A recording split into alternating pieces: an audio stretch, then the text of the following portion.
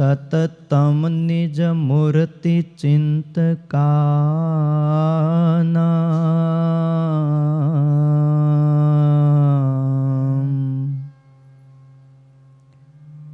અધિક શ્વેત મનોહર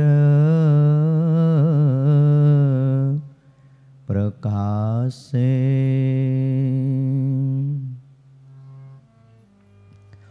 રુદિદર્શિત રમ્ય દિવ્ય રૂપમ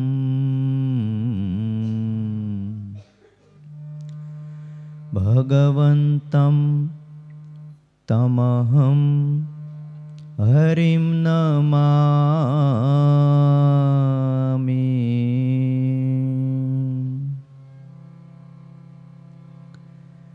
ઓમ મયવતારિણે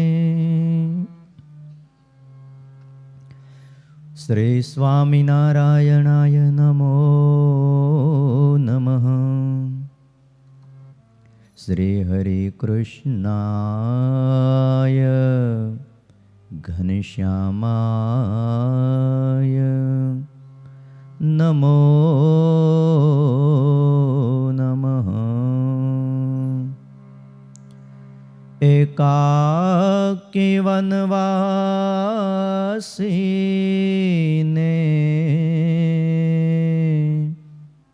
કઠિન તપકારિણે શ્રી નીલકંઠ વર્ણિન્દ્રાય નમો નમઃ.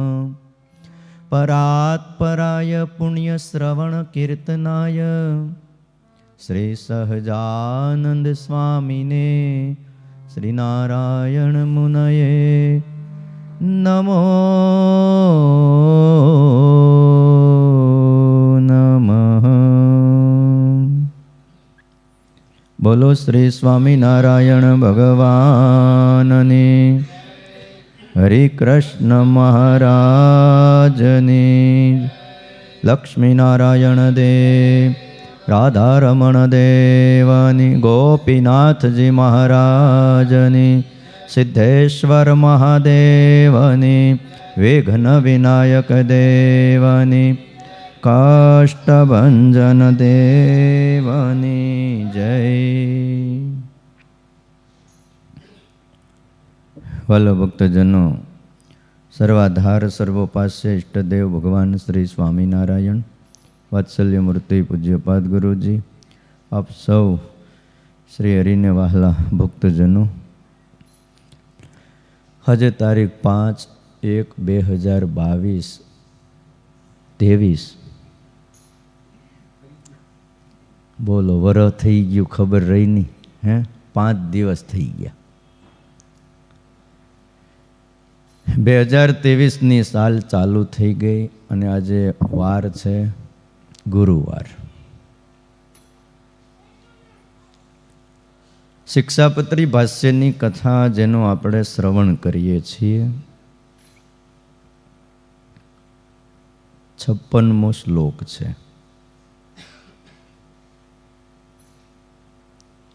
કે 57મો.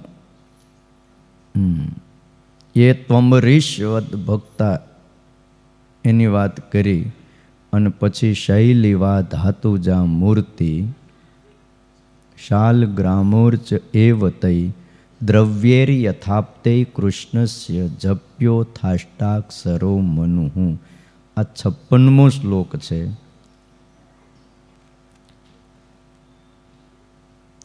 યથાપ્તે દ્રવ્યૈ યથા મિલિત ઉપચાર દ્રવ્યૈ. અમારા જે આત્મનિવેદી ભક્ત છે એમણે યથાશક્તિ જે કંઈ ઉપચાર મળે, ફૂલ મળે તો આખું ફૂલ ધરાવવું અને નક્તર ફૂલની પાંખડી ધરાવવી. ભક્તિનો માર્ગ એક એવો છે કે એમાં દ્રવ્ય પ્રધાન નથી, ભાવ પ્રધાન છે. ભગવાન કોઈ પદાર્થને, કોઈ દ્રવ્યને, કોઈ વસ્તુને આરોગતા નથી. ભાવગ્રાહી જનાર્દન, ભગવાન ભાવને ગ્રહણ કરે છે. જે કાંઈ અર્પણ કર્યું એમાંથી ભગવાન આપણો ભાવ, આપણી ભક્તિ એને સ્વીકાર કરી લે છે. અને એટલા માટે ગીતામાં પણ એ વાત ભગવાને ટાંકી છે. આ સંપ્રદાયમાં પણ અનેક એવા ભક્ત થયા છે. જેતલપુરનો પ્રસંગ બહુ પ્રસિદ્ધ છે, જીવન ભગતનો. મઠનો રોટલો જેણે ભગવાનને અર્પણ કર્યો હતો.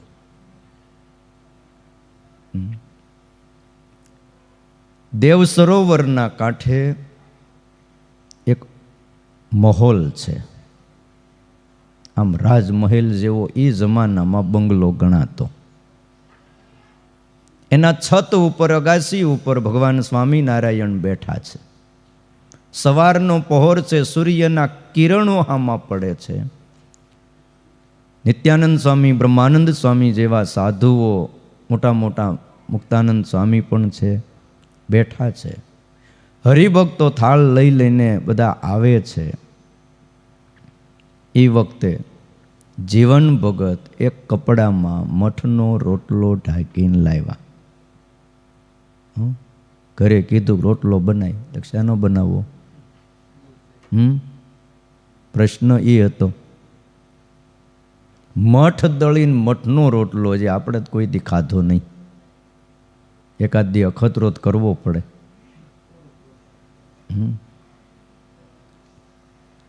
શ્રી હરિએ મઠનો રોટલો હાથમાં લઈ અને જમવા માંડ્યા.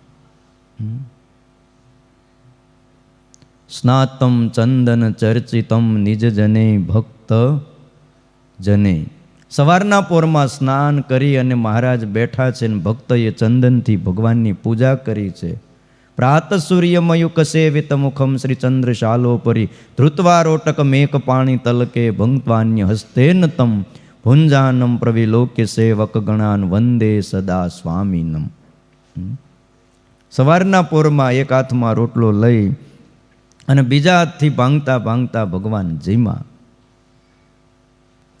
બ્રહ્માનંદ સ્વામીને થયો કે આ મઠનો રોટલો છે ને પેટમાં દુખશે,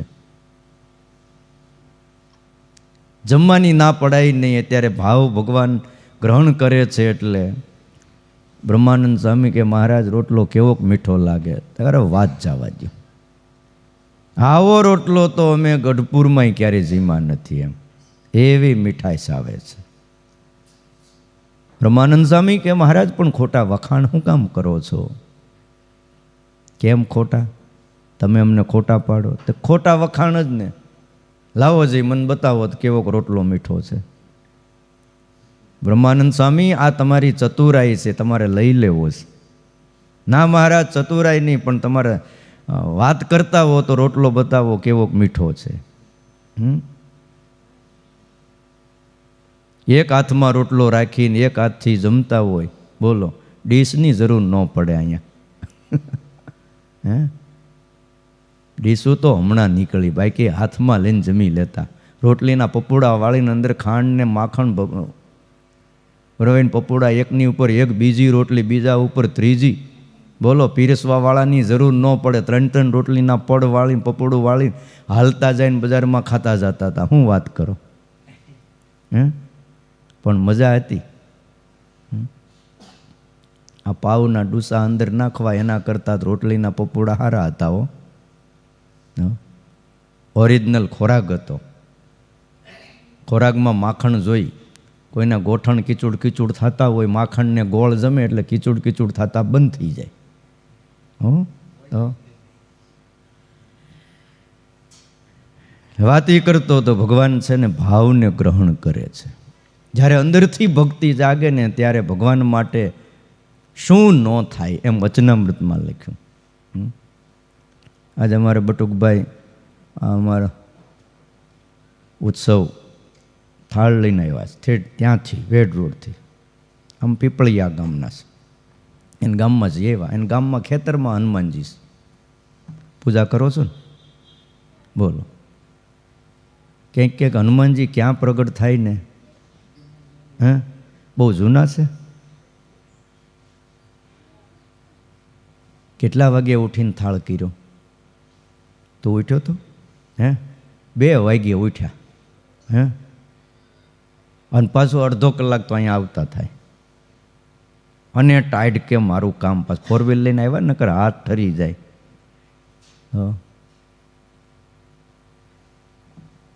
ભગવાનની જ્યારે હૃદયમાં ભક્તિ જાગે ને ત્યારે ભગવાન માટે બધું જ થાય. કાલે આપણે વાત કરી હતી જે થાળ કરવાની, મને લાગે તમે સાંભળી ગયા છો.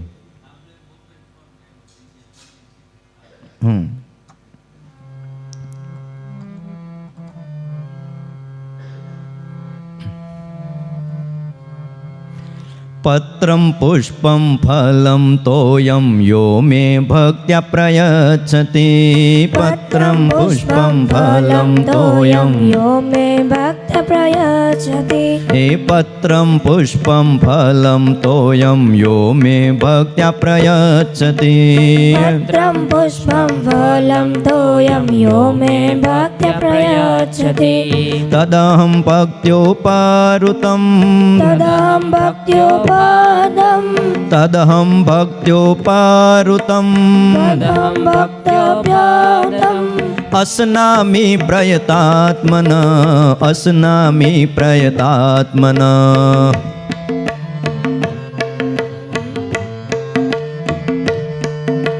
પત્રમ પુષ્પમ ફલમ તોયમ યો મે ભક્ત્યા પ્રયચ્છતિ. પત્રમ પુષ્પમ ફલમ તોયમ યો મે ભક્ત્યા પ્રયચ્છતિ. યો મે ભક્ત્યા પ્રયચ્છતિ. યો મે ભક્ત્યા પ્રયચ્છતિ. ગીતાનો 9મો અધ્યાય છે ને 26મો શ્લોક છે. પત્ર પુષ્પ ફળ ને તોયમ. તોયમ એટલે પાણી. કોઈ ભગવાનને પત્ર અર્પણ કરે, કોઈ ભગવાનને પુષ્પ અર્પણ કરે ને કોઈ ફળ અર્પણ કરે. નથી પત્રનો મેળ, નથી ફૂલનો કોઈ વ્યવસ્થા, તો ભગવાનને એક લોટો પાણી ધરાવી દો તો પણ ચાલે. પણ આ કોના માટે છે? જેની પાસે વ્યવસ્થા જ નથી, એના માટે છે. ભુજની અંદર આપણે સુથાર, સુંદરજી સુથાર, એના ભાઈ હતા, એનું નામ હતું હીરજી સુથાર. સ્વામિનારાયણ ભગવાન જ્યારે ભુજ પધાર્યા સાધુઓને લઈને, એટલે હરિભક્તો દોડી દોડીને સેવા કરે. કોઈ થાળ લાવે, કોઈ ફળ લાવે, કોઈ મેવા મીઠાઈ લાવે, દોડી દોડીને બધા. એને એમ થાય કે અહીંયા ભુજમાં અમારે ત્યાં આ કોરા પ્રદેશમાં ભગવાનને સાધુ અમારે ગામ ક્યાંથી? એટલે દોડી દોડીને કોઈ જેની પાસે તો બહુ ખારેક બહુ થાય, ખજૂર થાય, તે લાવીને ભગવાનની આગળ મૂકે અને સંતોને અર્પણ કરે. તો હીરજીભાઈ કે જો બધાય સાધુ છે ને ત્યાગી વૈરાગવાળા છે, તમારે કોઈના નિયમમાં તોડાવવાના નહીં, તમારે આ બધું લાવવાનું નહીં. હવે એ પાછ દરવાજે ઊભા રહે. હરિભગત લઈને આવે ને, હું લઈને આવ્યા? તે પેંડા લઈને આવ્યા. સાધુને પેંડા દેવાતા છે. કેવા વૈરાગવાળા? એ પેંડા ખાતા છે, કાલથી નહીં લાવતા. તો બીજો હરિભગત, હું લાવ્યા? તે હું તો આ ખારેક લઈ આવ્યો. આ દેવાય? વૈરાગ ઓછો થઈ જાય કે. એટલે બોલો હવે આનું કરો હું? તમે દરવાજે પાછા ઊભા રહે. ઓલા હરિભગત બધા મૂંઝાણા, લાવતા બંધ થયા. પણ આમાં પાછા અમુક હરિભગત હોય ને, એણે આવીને શ્રીજી મહારાજને કીધું, મહારાજ એ અમારું જો આ સાધુઓ ગ્રહણ ન કરે, આ તમે ગ્રહણ ન કરો, આ સત્સંગ માટે અમારું દ્રવ્ય સંપત્તિ કંઈક વપરાય નહીં તો કામનું શું છે? અમે અમારા પરિવાર માટે જ્યારે જરૂર પડે ત્યારે દેશ પરદેશથી વસ્તુઓ મગાવીને દઈએ છીએ. અને અમારા હીરજીભાઈ ના પાડે. એમ કહે છે કે મહારાજે કીધું કોઈ લાવતા નહીં. તો તમે કીધું? મહારાજ કે આ તો અમારું નામ વટાવે છે. ઘણા એવા હોય તમે જુઓ ને. હવે આપણે કીધું ન હોય પણ એ બસ બારોબાર બધું. એટલે ભાઈ ટેવ પડતી હોય તો ટેવ પડવા દેવાય. સારી ટેવ છે એ કામની છે, એમાં પછી નિયમ લાવીને મૂકી દેવાય નહીં. ન ખાવું હોય તો ન ખાય. ભગવાનને થાળ ધર્યો, ભલે આપણે ધર્યું, પણ જેટલું ભગવાનને જમવું એટલું જમે. હે, મહારાજે બોલાવ્યા, હીરજીભાઈ તમે ના પાડો છો? હા મહારાજ. કેમ? અરે મહારાજ, સાધુઓ બધા ત્યાગ વૈરાગવાળા અને આવું બધું લાવે તો નિયમ ન તૂટે. પણ ન જમવું ન જમે, પણ તમે આડા શું કામ આવો છો? તમે શું કરો છો અમારા માટે ને સાધુ માટે? મહારાજ જો બધાય વગર હાલે, પાણી વગર હાલે? હું પાણીની સેવા કરું છું. હું પછી શ્રીજી મહારાજે કીધું આ બધો લોભ છોડો. આ લોભ છે ને પોતાનો લોભ દેખાતો નથી અને બીજાને ખ્યાલ ન આવે એટલે તમે પાછું આ કરો છો. આ ન કરાય. ભગવાનને કોઈ પત્ર અર્પણ કરે, કોઈ પુષ્પ અર્પણ કરે, કોઈ ફળ અર્પણ કરે, કોઈ જળ અર્પણ કરે, કોઈ દૂધ અર્પણ કરે. યો મેં ભક્ત્યા પ્રયચ્છતિ તદહમ ભક્તિ ઉપરૂતમ. હું ભક્તિને આધીન થઈ અને અસ્નામી પ્રયતાત્મન, હું જમું છું. એટલે કોઈ એવું ન માને ભગવાન નથી જમતા, એમ જમે છે. મૂર્તિની 16 ઉપચારથી કહેતા 16 પ્રકારે પૂજા કરવાનો આપણા શાસ્ત્રોમાં બહુ મહિમા છે. 16 પ્રકાર કયા? તો પહેલું છે ધ્યાન, આહવાન. આ 16 પ્રકારની પૂજામાં પહેલું આહવાન આવે છે. એટલે કોઈ પણ પૂજાની શરૂઆત કરીએ તિલક ચાંદલો થઈ જાય પછી ભગવાનને આપણે માનસી કરીએ, ધ્યાન કરીએ, પછી આહવાન કરવું પડે. એટલે પહેલું ધ્યાન છે. એટલે માનસી પૂજા એમાં આવી ગઈ અને ધ્યાનની આરે આહવાન લઈ લેજો. ધ્યાન પૂરું થાય એટલે ભગવાનનો આહવાન મંત્ર બોલવો. આહવાન મંત્ર બોલ્યા, ધ્યાન કર્યું, ભગવાન આવ્યા એટલે બીજી પૂજા છે આસન આપવું, બેસવા માટે આસન આપવાનું. અને ત્રીજું છે પાદ્ય એટલે ચરણ ધોવા, શ્રી હરિના જળથી ચરણ ધોવા. ચોથું પૂજનની અંદર આવે છે અર્ઘ્ય, એટલે ચંદન પુષ્પયુક્ત જળ એ અર્ઘ્ય અર્પણ કરવું. પાંચમું આવે આચમન. છઠ્ઠું આવે સ્નાન. સ્નાનમાં પંચામૃત સ્નાન આવે. દૂધ, દહીં, મધ, સાકર અને ઘી, આ પાંચનું મિશ્રણ થાય, આને કહેવાય છે પંચામૃત. પણ ઘી માપે રાખવું, એ વિધિ પૂરતું હોય. દૂધ, દહીં, અડધો અડધો, પછી સાકર, મધ અને ઘી. પંચામૃતથી ભગવાનને સ્નાન કરાવવા એ 6ઠ્ઠી પૂજા છે. અને 7મું પછી સ્નાન કર્યા પછી વસ્ત્ર અર્પણ કરવા. 8મું ઉપવીત એટલે જનોઈ અર્પણ કરવી. પછી 9મું ગંધ એટલે ચંદન આદિકથી ભગવાનની પૂજા કરવી. યા તો પછી 10મું આવે છે પુષ્પ, પુષ્પની માળા પહેરાવી. 11મું ધૂપ, 12મો દીપ અને 13મા નંબરે નૈવેદ્ય આવે છે, ભગવાનને થાળ ધરાવવો. અને પછી આવે તાંબુલ, ફળ, એ બધું નૈવેદ્યમાં આવી જાય. જમી લીધા પછી તાંબુલ એટલે મુખવાસ આપો, મુખવાસ આપ્યા પછી પાછું ફળ અર્પણ કરવું. પહેલાં આપી દો તોય ભલે, પછી આવે છે જેમાં પછી થોડોક શું છે ફળ જમવા જોઈએ, પાચન એટલે થઈ જાય. આ 3:30 3 વાગે આપણે ઠાકોરજી જાગે એટલે ભગવાનને મેવો ધરાવીએ એટલે ફળ ધરાવીએ, એટલા માટે જ હોય છે. પણ હવે લોકોને ફળ ભાવતા નથી, બોલ. એટલે ફળ ધરાવવા. અને 14મા નંબરે રાજોપચાર એટલે છત્ર, ચામર આ બધું અર્પણ કરવું. અને 15મા નંબરે નમસ્કાર આવે એટલે દંડવટ કરવા, આરતી કરવી. અને 16મા નંબરે પ્રદક્ષિણા કરવી. આ 16 ઉપચારથી ભગવાનની પૂજા કરવી. આ બધી પૂજા થઈ જાય, આરતી કરવી, ત્યાર પછી પુષ્પાંજલિ ભગવાનને 2 હાથનો ખોબો રાખી એમાં ફૂલ રાખી અને ભગવાનને પુષ્પાંજલિ અર્પણ કરવામાં આવે. આ અર્પણ કરીને અંતે સ્તુતિ કરીને વિસર્જન કરવું. આ એક પૂજાનો ક્રમ કીધો છે. આત્મનિવેદી ભક્ત હોય એણે આ રીતે પૂજા કરવી. એમાં સ્થિર પ્રતિમા હોય કે શાલિગ્રામ હોય એમાં આહવાન અને વિસર્જન કરવું નહીં. જે મંદિરોમાં સ્થિર જે સ્થાપી દીધી છે એમાં વિસર્જન અને આહવાન થતું નથી. એ આવી જગ્યા એ છે જ ત્યાં. પણ જે ચલ મૂર્તિ હોય કે જે હેરવી ફેરવી શકાય એમાં વિસર્જન અને આહવાનની જરૂર છે. પ્રતિમાનું પૂજન કરનારો પૂજારી અને ભગવાનની પૂજા કરતા ભગવાનનો અપરાધ ન થઈ જાય એની પાછી પૂજારીએ સાવધાની રાખવી. પ્રતિમામાં સાક્ષાત ભગવાન બેઠા છે એવો ભાવ રાખવો. અનંત કોટી બ્રહ્માંડના જે માલિક છે એ જ આ મારી પ્રતિમાની અંદર બિરાજે છે, આવો ભાવ રાખીને પ્રતિમાની મર્યાદા રાખવી. જેમ એક સામાન્ય કોઈ મોટો માણા આવ્યો હોય ને તો એની આગળ પણ માણા સભ્યતા રાખે છે અને સભ્યતા ભર્યું વર્તન રાખે છે, તો ભગવાનની પ્રતિમા આગળ પણ સભ્યતા રાખવી, અસભ્ય વર્તન કરવું નહીં. આવી રીતે સાવધાની રાખે, કોઈ પણ અપરાધ ન થાય એમ ભગવાનની પૂજા કરવી. છતાં પણ જો કંઈક અપરાધ થઈ ગયો હોય તો પૂજાને અંતે બે હાથ જોડી અને અપરાધની ક્ષમા યાચના કરવી.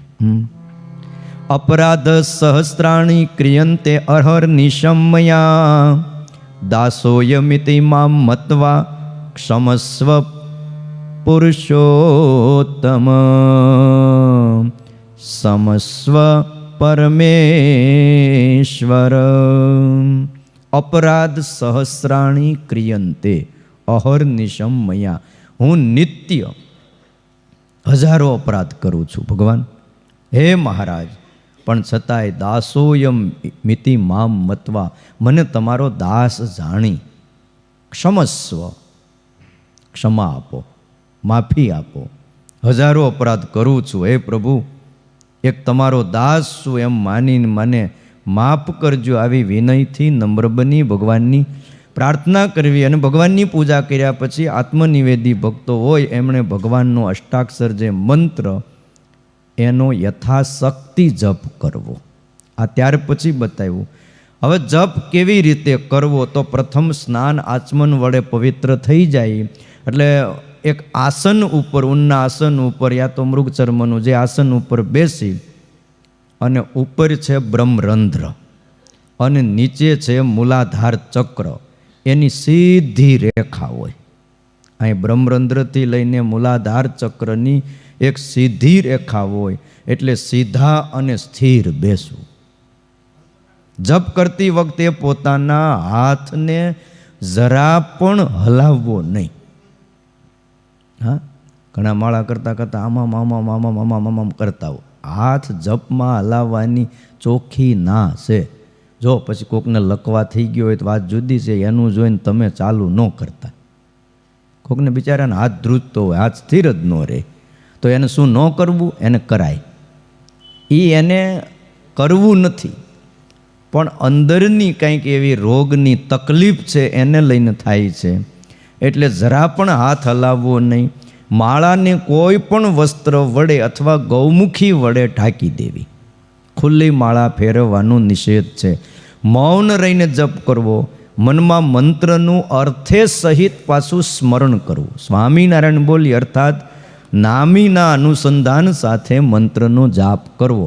સ્વામિનારાયણ બોલ્યા એટલે સ્વામિનારાયણ કોણ છે, કેવા છે, એમનો શું મહિમા છે, અક્ષરધામના અધિપતિ છે, અનંત બ્રહ્માંડના રાજા ધીરાજ છે, અનેક અવતારોનું મૂળ કારણ છે, અનેક શક્તિઓ એમાંથી જ પ્રગટ થાય છે અને એમાં જ બધું લીન થઈ જાય છે. આ સ્વામિનારાયણ બોલીને ત્યાં એની અંદરથી આપણને અર્થ નીકળવો જોઈએ. અને સ્વામિનારાયણ એ કોઈ બે નામ બે ભેગા થઈને નથી, એ એક જ વ્યક્તિનો કહેતા એક જનો બોધ કરનાર શબ્દ મંત્ર છે. સ્વામી જુદા નારાયણ જુદા એમ નથી. સ્વામી એવા નારાયણ. એટલે જળ ચિત્ત તમામ જે કંઈ છે એમાં અંતર્યામી રૂપે રહ્યા છે અને બધું જ ભગવાનની અંદર રહેલું છે એનું સ્મરણ કરવું.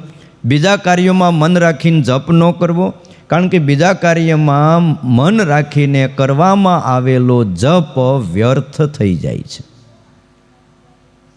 જપ કરવા છતાંય કોઈ ફળ પ્રાપ્ત થતું નથી. ઘણીવાર આપણું આમ જ થાય છે.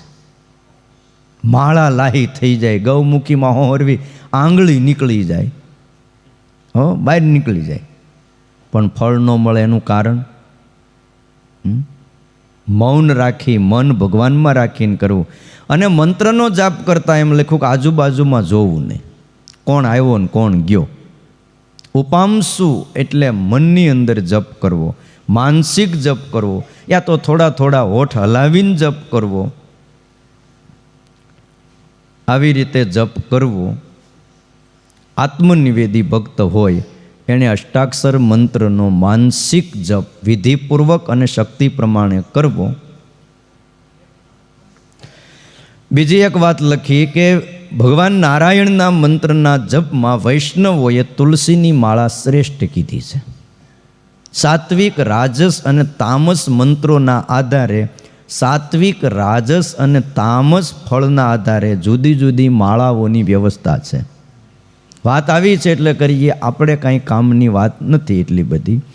પણ સાત્વિક હોય એણે કેવળ ભગવાનની પ્રસન્નતા માટે જપ કરવો અને તુલસીની માળા હોવી જોઈએ, આટલી વાત આપણા કામની છે. કારણ કે તુલસીનું કાષ્ટ એ સાત્વિક છે. પણ કોઈ મંત્ર રાજસિક મંત્ર હોય, સ્ત્રી ધનાદિકની પ્રાપ્તિ માટે મંત્રનો જાપ થતો હોય તો એને રાજસિક ફળ મળ્યું એમ કહેવાય. અને એનો જાપ કરવો હોય તો રુદ્રાક્ષની માળા હોવી જોઈએ. બહુ રૂપિયા મેળવવા હોય, આ તો આપણે તમે ઘરના એટલે વાત કરાય, તો એણે રુદ્રાક્ષની માળા લઈને જપ કરવો એટલે થોડા રૂપિયા આવે. હો, કર્યા જેવું ખરું? કેમ લાગે? હા, પ્રાગજી ભગત, ક્ષયને આપણે ભૂઈ નાખવો છે.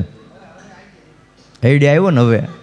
હા, રુદ્રાક્ષની માળા લ્યો તો ધન, સ્ત્રીયાદિક પદાર્થ, એ મંત્ર પાછો સ્વામિનારાયણ જ, પણ માળા ફરી જાય. અને શાસ્ત્રમાં એમ કીધું કે જે મારણ મંત્રો કીધા છે, આ બધા તામસિક મંત્રો કહેવાય છે. કોકને મારવા માટે, કોકને હટાવવા માટે, કોકને આઘા કરવા માટે. તો તામસ મંત્રોના જાપમાં હાડકાની અપવિત્ર પદાર્થમાંથી બનાવેલી માળા જોઈ.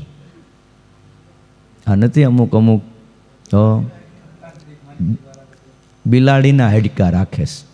આપણે અમુક લાઈવમાં બોલાય નહીં, હારા કહેવાય, આમ બહારથી ચોખ્ખા ઉજળા દેખાતા હોય, પણ પોટલી જે હારે હોય ને એમાં મંત્રેલા આ બધા હોય છે. આ બધા તામસ છે. તામસ ફળની અને પાછું આ બધું ફળ તરત મળે. દેવી અને દેવતાઓનો તમે મંત્રનો જાપ કરો ને તરત પ્રગટ થઈ જાય. અને ભગવાનના મંત્રનો જાપ કરીને ગઢપણ આવી જાય ને તો હામું જોવે નહીં. કારણ કે ભગવાન હિત ઈચ્છે. દેવ અને દેવી છે ને એ દઈ દે, પછી ખબર ન પડે કે આનું શું થાય. આ અત્યારના ડૉક્ટર જેવું દવા દઈ દે, પછી આની શું આડઅસર થાય ને શું અંદર જઈને પછી બીજી ઇફેક્ટ લાગે છે એની હારે એને કાંઈ મતલબ નથી. દઈ દ્યો. આ કોરોનામાં દવા દઈ દીધી, પણ દઈ દીધા પછી અમુકના ગોળા વૈયાઈ ગયા, અમુકને શ્વાસના દર્દ થઈ ગયા, અમુકને ડાયાબિટીસ થઈ ગયા, અમુકને કંઈક બીજા રોગ થઈ ગયા. હવે આ તકલીફ ચાલુ થઈ ગઈ. એટલે ભગવાન એવા છે કે હું આને દઈશ ને તો આનું બધું બગડશે. એટલે ભગવાન છે ને બહુ હાહતા રહે, તરત નો આપી દે. હા, અને જરૂર હોય તો માગ્યા વગર પણ ભગવાન પાછા આપી દે. એટલે ભગવાનને તો બધી ખબર છે, એ ટાણું થાય ને ત્યારે બધું કરી દે. નરસિંહ મહેતાએ કોઈ દી કાંઈ માગ્યું નહીં, પણ એના એક કામ અધૂરા ન રહ્યા. મીરાબાઈએ કોઈ દી ન કીધું કે તમે મારી રક્ષા કરવા આવજો, પણ પળે પળે એની રક્ષા કરી. પ્રહલાદની રક્ષા પણ તમે જુઓ, પળે પળે કરી. એણે ક્યારેય કીધું નથી કે તમે આવીને મારા શરીરની રક્ષા કરજો. અને પાછું પ્રહલાદજી જ્યારે ભગવાન પ્રગટ થયા ત્યારે બોલ્યા કે હે પ્રભુ, તમે મારી રક્ષા કરીને દેહ અને ઇન્દ્રિયો, આ દેહની, એને હું રક્ષા માનતો જ નથી. તો તમે મારી ઇન્દ્રિયો અને અંતઃકરણ થકી રક્ષા કરશો ત્યારે એમ માનીશ કે તમે મારી રક્ષા કરી. બાકી શરીરની રક્ષાથી શું રક્ષા કહેવાય? એટલે આ બધા મંત્ર માટે આ માળાઓ બતાવી છે. આપણે સાત્વિક તુલસીની માળા રાખવી, અને મંત્રની સંખ્યા જાણવા પૂરતું જ માળાનું પ્રયોજન નથી. પાછું કે આપણે કેટલા મંત્ર જપ કર્યા એટલે 108 રાખવા. જો કેવળ મંત્રની સંખ્યા ગણવા પૂરતું જ માળાનું પ્રયોજન હોય ને વાલા ભક્તો, તો કોઈ પણ માળાથી, કોઈ પણ પદાર્થથી મંત્રની ગણના થઈ શકે છે. જુદા જુદા કાષ્ટની માળાનું વિધાન છે, એનાથી જ સિદ્ધ થાય છે કે માળાનું પ્રયોજન કેવલ મંત્રની ગણના પૂરતું નથી. સાત્વિક, રાજસિક અને તામસિક ફળના પ્રયોજન માટે છે. શ્રી કૃષ્ણનો જે મંત્ર છે અષ્ટાક્ષર મંત્ર એ સાક્ષાત નારાયણ મંત્ર યા તો વિષ્ણુ મંત્ર કહેવાય છે. અને એ નારાયણ કહેતા વિષ્ણુ એ સાત્વિક દેવ છે, મોક્ષ પ્રદાતા દેવ છે. દેવ છે એમ કહું છું એટલે ઓલા 33 કરોડ દેવ ભેગા ન ગણતા. દેવ એટલે દિવ્ય. દેવકોટી આખી જુદી છે, ઈશ્વર કોટી આખી જુદી છે. અને દેવ અને ઈશ્વરની ઉપર રહેલા જે છે ને એને વિષ્ણુ કયો, નારાયણ કયો, જે કયો તે સર્વના આધાર કયો એ ઉપર છે. અક્ષરથી પણ જે પર છે, જેને પરબ્રહ્મ કહેવાય છે, આ બધા જ નામ એમના છે. એમનામાંથી બીજા બધાએ નામ પાડ્યા એટલે ક્યાંક ક્યાંક ન્યા લાગી ગયા. આ લોકમાં નથી, ઘણાની અટક મોદી હોય ને, તે બધાએ નરેન્દ્ર મોદી થઈ જાય. અહીં સુરતમાં આપણે ઘણા મોદી છે, સુરતીઓ ઘણા છે. એમ એના આધારે કંઈ ઓલા થઈ નથી જતા. એમ વિષ્ણુ, નારાયણ આ બધા નામ કાર્ય પરત્વે બધે ઈશ્વર કોટીમાં, દેવ કોટીમાં નામ પડ્યા છે. એટલે સાત્વિક દેવ છે. એટલે ભગવાન વિષ્ણુ સંબંધી કોઈ પણ મંત્રનો જાપ એમાં તુલસી માળાનું પ્રધાનપણું છે. અને આત્મનિવેદી ભક્તો એને વૈષ્ણવ કહેવાય છે. એટલે તુલસીની માળાથી એણે અષ્ટાક્ષર મંત્રનો જાપ કરવો. તુલસીની માળા ન મળે તો ચંદનની રાખવી, અને ચંદનની માળા ન મળે તો કોઈ પણ કાષ્ટની બનાવીને રાખવીને ભગવાનના ચરણનો સ્પર્શ કરાવવો અને પછી એ માળાથી મંત્રનો જાપ કરવો. અને આ માળા 108 મણકાની હોવી જોઈએ એ વાત આપણે આગળ કરેલી છે. 108 મંત્ર મણકા હોવા જોઈએ. અને મંત્ર એ વૈદિક હોવો જોઈએ. અવૈદિક મંત્રનું કોઈ ફળ નથી એમ શાસ્ત્રની અંદર લખ્યું છે. બીજી વાત લખી કે શ્રી કૃષ્ણના અષ્ટાક્ષર મંત્રનું અવૈદિકપણું અને જપનું નિષ્ફળપણું ક્યારેય સમજવું નહીં. સ્મૃતિમાં એવું કીધું છે, સ્મૃતિ વાક્ય છે કે શ્રી કૃષ્ણનો મંત્ર, અષ્ટાક્ષર મંત્ર એ વેદમાં પ્રસિદ્ધ ન હોય. ઘણાને એમ થાય કે વેદમાં આ મંત્ર તો નથી, અને વેદમાં મંત્ર ન હોય તો એમ લખ્યું વૃથા જાપ્યમ અવૈદિકમ, અવૈદિક મંત્રનો જપ વૃથા છે. તો આ શ્રી કૃષ્ણનો મંત્ર એ વેદમાં નથી, તો એ મંત્રનો જાપ કરવો કે ન કરવો? ત્યારે કીધું કે બીજા કોઈ પણ પ્રાકૃત દેવ કે દેવીના મંત્રો હોય ને એમાં સ્વભાવ સિદ્ધ શક્તિ હોતી નથી. એક વાતનું ખાસ ધ્યાન દેજો, કોઈ પણ દેવના કે દેવીના મંત્ર એ મંત્રમાં સહેજ પણ તાકાત હોતી નથી. જ્યારે એને વૈદિક સંસ્કારો કરવામાં આવે એ મંત્રને, ત્યારે એની અંદર એ મંત્રની અંદર શક્તિ આવે. એટલે પ્રાકૃત દેવ અને દેવીના મંત્રોને વૈદિકપણાની અપેક્ષા છે, એના વગર એમાં તાકાત ન આવે. પણ સાક્ષાત પરમાત્માનો કોઈ પણ મંત્ર હોય એને વેદના સંસ્કારોની કોઈ અપેક્ષા નથી. કારણ કે વેદ જ જેના મુખમાંથી નીકળ્યા છે તો એને વળી ક્યાં વૈદિક કરવાની જરૂર છે? એ સ્વભાવ સિદ્ધ એ મંત્ર બળવાન છે. અને પ્રાકૃત દેવદેવીના મંત્રો સ્વભાવ સિદ્ધ નિર્બળ છે. એટલે એની અંદર સંસ્કારો કરે પછી જ સામર્થ્ય આવે. જ્યારે ભગવાનના મંત્રની ઉપર કોઈ સંસ્કાર કરવાની જરૂર નથી. એકવાર ફરેણીમાં કહી દીધું આજથી અમારા આશ્રિતોએ સ્વામિનારાયણ મંત્રનો જપ કરવો, પછી વાત પૂરી થઈ ગઈ. આ મંત્રનો જપ કરવો. વળી લખ્યું કે સાક્ષાત પરમાત્મા સંબંધી કોઈ પણ મંત્ર હોય એ વેદ મંત્ર કરતાં પણ અધિક ફળ આપનારો છે. એમાં કોઈ શંકાને સ્થાન નથી. વિષ્ણો એક નામપી સર્વ વેદાધિકમ મતમ, એમ પદ્મ પુરાણની અંદર વાક્ય લખ્યું છે કે વિષ્ણુનું એક નામ સર્વ વેદો કરતાં પણ અધિક મનાયેલું છે. અને ભગવાનના નામ મંત્ર વૈદિક મંત્રો કરતાં પણ વધારે ફળ આપે છે.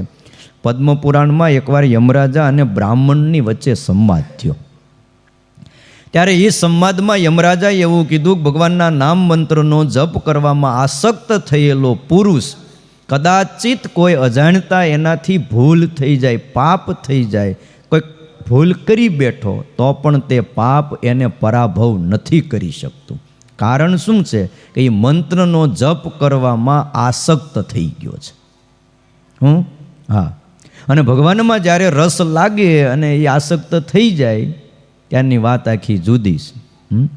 આપણે પ્રાગજી પુરાણી કથા કરતા ને ભગવાન સ્વામિનારાયણ વખતે, પછી એને થોડી પૌણવાની બહુ ઈચ્છા હતી, પછી પરણાવ્યા હતા એને ભૂદેવને. પછી જે એના ધર્મપત્ની હતા ગોરાણી, એ ભક્ત બહુ. સમયના સથવારે એને પછી એક દીકરો થયો. દીકરો નાનો હતો, ઘોડિયામાં સૂતો હતો, અને બાઈ છે ને ભગવાનનું ધ્યાન કરે, આંખો બંધ કરીને બેસી જઈને જપ કરવા. તે એવી ભગવાનમાં પ્રીતિ થાય, લગ્ન લાગે, શાન ભાન બધું ભૂલાઈ જાય ને સમાધિ થઈ જાય. આંખો બંધ કરીને બાઈ બેસી ગઈને ઘોડિયામાં છોકરું રોવે, રાડે રાડ નાખે. પ્રાગજી પુરાણીને કથા કરતા આવડે, છોકરા હિંચકાવતા, તે હાથમાં ઓલી દોરી લઈને હિંચકા નાખે ને ઘડીક તેડે ને ઘડીક ખુવારે, પણ છોકરું કોઈ રીતે છાનું ન રહે. એટલે ભાઈ છોકરું રોવે એટલે સમજી જવું જોઈએ એને ભૂખ લાગી છે. એની માં તેડે ને ધવરાવે ને તો છાનું રે.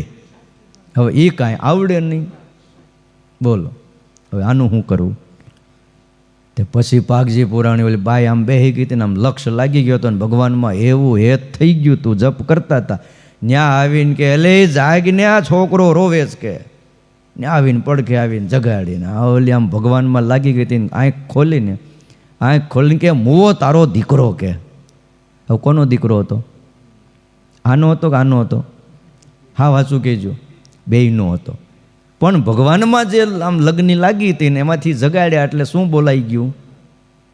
એટલે એવી રીતે ક્યારેક ક્યાંક અપરાધ થઈ જાય, કોઈ પાપ થઈ જાય, પણ એ ભગવાનમાં લાગ્યા છે.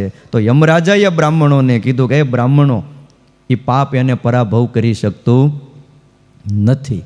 અને આપણે જાણીએ છીએ ને ગોરા કુંભાર, વિઠ્ઠલ વિઠ્ઠલ વિઠ્ઠલ વિઠ્ઠલ વિઠ્ઠલ જપ કરતા કરતા એનો હગો દીકરો ગારામાં કચરી નાખ્યો હતો. હા, આખો ઓલું ખામણું લોહી લોહાણ કરી નાખ્યું. નાનો છોકરો ભાખડિયા પર હાલતો હાલતો એની બા ગઈ પાણી ભરવા. એટલે આ પાણી ભરવા જ આવતી છોકરાને ક્યાં ખરખા બાંધીને જવા. થઈ ઓસરી ઉતરી ગયો હેઠો ઓસરી ઉપરથી, અને ઓલા ફળિયામાં ગાય ખૂંદતા હતા ને એવી લગ્ન લાગી ગઈ હતી ભગવાનમાં. છોકરો આવીને ત્યાં પગ પકડ્યા તો એ ખબર ન રહી ને એમાં પાથે પગ મુકાઈ ગયો. વિઠ્ઠલ વિઠ્ઠલ વિઠ્ઠલ, પગ ઊંચો થાય નીચો થાય, છોકરું રે નાનું એવું. બોલો, કચરી નાખ્યું. કેવું પાપ લાગે? પણ પાપ લાગ્યું નહીં. વિચાર કરો. શું કામ? પછી જો કે ઠાકોરજી આવીને પાછો એને જીવનદાન આપી દીધું, પણ એ એની વાતું છે જેને ખબર ન રહે. યમરાજા કહે છે કે મારા ભયંકર દૂતો પણ એને પરાભવ નથી કરી શકતા. જે મંત્ર જાપમાં લાગી જાય છે એને આટલું એનું મહાત્મ્ય છે. અને વિષ્ણુ ધર્મોત્તરમાં પાછું કીધું છે, કૃષ્ણે તે મંગલમ નામ યસ્ય વાચી પ્રવર્તતે. કૃષ્ણેધિ મંગલમ નામ યસ્ય વાચી પ્રવર્તતે. કૃષ્ણેતિ મંગલમ નામ યસ્ય વાચી પ્રવર્તતે. કૃષ્ણેધિ મંગલમ નામ યસ્ય વાચી પ્રવર્તતે. અસ્મિ ભવન્તિ તસ્યાસુ ભસ્મી ભવન્તિ તસ્યાસુ. ભસ્મિ ભવન્તિ તસ્યાસુ. ભસ્મી ભવન્તિ તસ્યાસુ. મહાપાતક કોટય મહાપાતક કોટય. કૃષ્ણેતિ મંગલમ નામ યસ્ય વાચી પ્રવર્તતે. કૃષ્ણેધિ મંગલમ નામ યસ્ય વાચી પ્રવર્તતે. યસ્ય વાચી પ્રવર્તતે. યસ્ય વાચી પ્રવર્તતે. જેની વાણીમાં કૃષ્ણ સ્વામિનારાયણ હરિ હરિ કૃષ્ણ આવા મંગલ નામો લેવાય છે, એ પુરુષની મહાપાપોની કોટીઓ હોય પણ તત્કાળ બળીને ભસ્મ થઈ જાય છે. બોલો, અજામિલ કાંઈ ઓછો પાપી નહોતો, પણ કૃષ્ણ ભગવાન નારાયણનું નામ લેતા લેતા ભાઈ ભાગવતમાં એની કથા લખાઈ ગઈ. આપણે પાપી પાપી કહીએ છીએ. પાપીની કથા ન્યૂઝપેપરમાં લખાય, કંઈ ભાગવતમાં લખાય, રામાયણમાં લખાય, સત્સંગી જીવનમાં લખાય.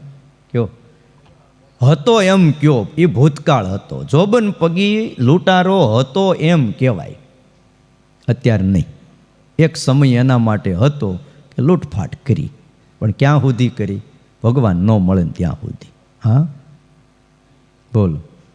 અને એને કોઈક સાધુએ મને એમ લાગે કીધું હશે કે તું આ ધંધો કરીને આમાં તને જે દી જ્યાં લૂંટવા જા અને એમાં તું જે દી ત્યાં ફાવી નહીં ત્યારે સમજી લેજે કે સામે કોઈ પરમ તત્વ બેઠું છે.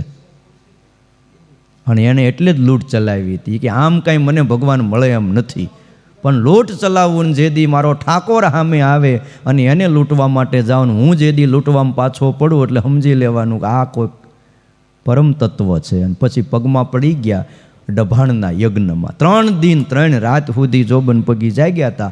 આંખો લાલ ટમેટા જેવી થઈ ગઈ. 3 દિનના ઉજાગરા ભાઈ. બોલો, નકર એકવાર જોબન પગીની નજર પડે એટલે એ પદાર્થને એ વસ્તુ એ લીધા વગર ન રહે. સયાજીરાવ સરકારની બોલો ગંધીલી ઘોડી એ જોબન પગી ચોરી ગયા હતા. નકર એવી ગંધીલી ઘોડી એટલે આમ સયાજીરાવ સરકાર આવે ને ઊંઘે ને તો ખબર પડી જાય કે આવડો આજ મારો માલિક છે, અને બીજો કોઈ પણ આવે એટલે માથે સવારી ન કરવા દે. હવે આવી ઘોડીને જોબન પગી લઈને હાલતા થઈ ગયા, માથે બેહીનો પાછા રાજ દરબારમાંથી લઈને વી ગયા, કોઈને ખબર ન રહી. તમે વિચાર તો કરો. હે એટલે વાત એ છે, ગમે એવો પાપી હોય પણ ભગવાનનું નામ લે. ભસ્મી ભવતી તસ્યાસુ મહાપાતક કોટય, મોટા મોટા મહાપાપની કોટીઓ હોય તોય ભસ્મી થઈ જાય છે. અને નૃષિ પુરાણમાં નૃષિ ભગવાને એમ કીધું કે જે પુરુષ કૃષ્ણ કૃષ્ણ આવી રીતના નિત્ય મારા નામનો જપ કરે છે એ પુરુષને તો હું નરકમાંથી તત્કાળ બહાર કાઢી નાખું છું.